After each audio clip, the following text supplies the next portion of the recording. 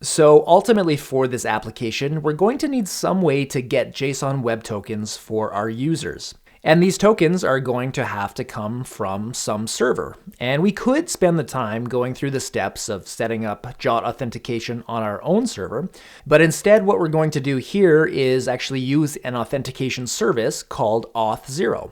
And you can kind of think of Auth0 as an authentication broker. And so Auth0 gives us a service where we can put all of our users into their database, and then all we need to do is have our users send their credentials to Auth0, and if everything checks out with their credentials, they'll get a JWT back from Auth0.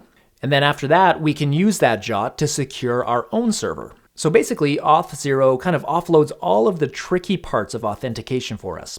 So there's a lot of other features around authentication that we would eventually want to put in our applications. Things like social login, so people want to be able to log in with their Google or their Twitter accounts. And then we might want some other authentication features as well, like multi-factor authentication or single sign-on or passwordless login. And Auth0 allows us to do this really just at the flip of a switch. Okay, so here's the game plan for the rest of the course. First, we're going to sign up for an Auth0 account, and then we'll register a user, and then we'll use AngularJS to set up a really simple front end for our application, and then we'll also create a very simple Node.js app using Express for the backend. On the Angular side, we'll set up some logic to get the user's JSON Web Token and then save it in local storage.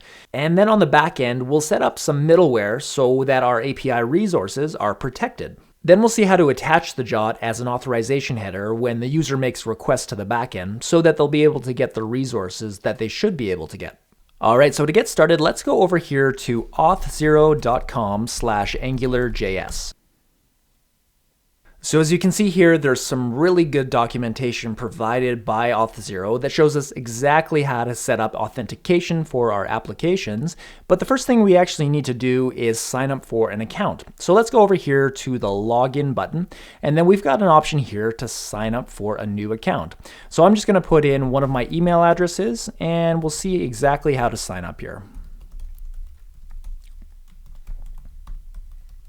All right, so once you have your email address and password input there, let's go over here and see the rest of the steps. So in this welcome message, we get the option to say that we're either technical or we're not, but we're all pretty technical here, so let's say that's me.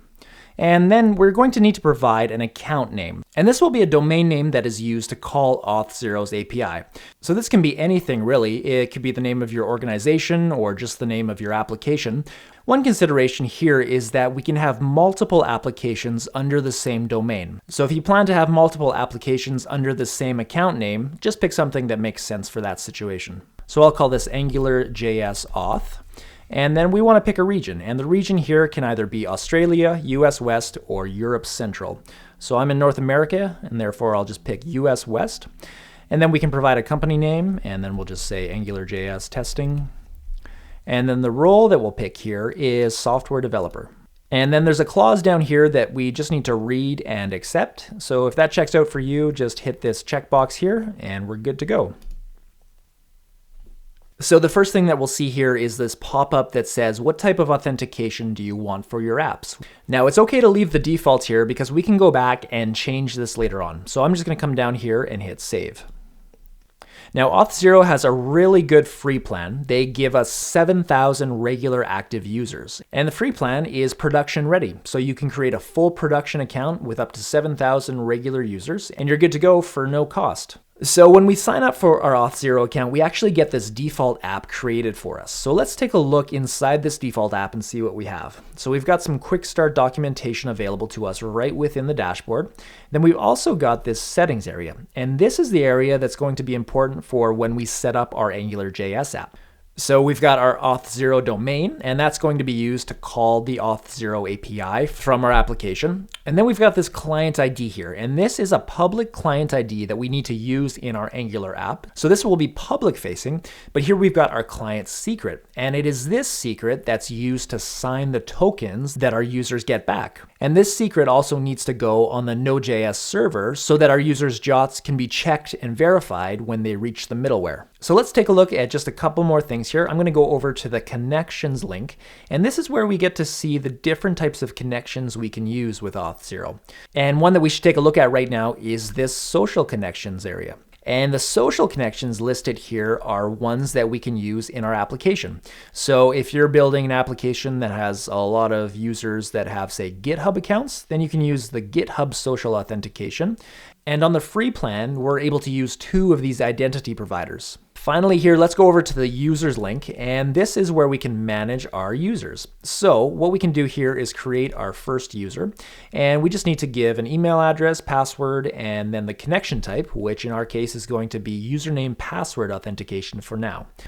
So I'll just put in the same email that I used to log in, and we'll put in a password there. And then we can keep username password authentication there, and we'll hit save. So here we go, our first user is created. And this is a really nice dashboard to manage users. You can see all sorts of information about them, their login count, where they're logging in from, that sort of thing. And as you can see here, we've got this pending notice here next to the email address. And that's because we've just had an email sent to this address that requires us to click a link to verify ourselves. And so once we click that link in the email, this will go away.